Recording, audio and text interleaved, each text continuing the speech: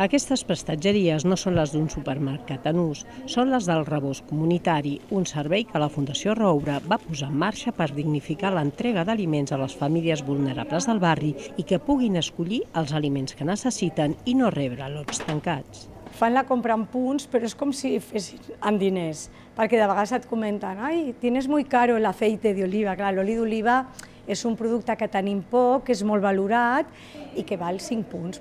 En l'actualitat fan ús de l'economat 250 famílies que representen unes 600 persones. Cada 15 dies reben punts atenent el nombre de persones que viuen a la unitat familiar. Una persona sola rep 24 punts i les famílies nombroses com a màxim 62. Fem molta pedagogia amb ells perquè tinguin una alimentació el més equilibrada i saludable possible.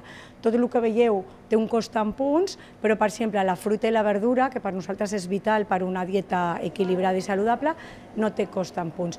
El Rebost Comunitari s'hi arriba a través dels serveis socials del barri.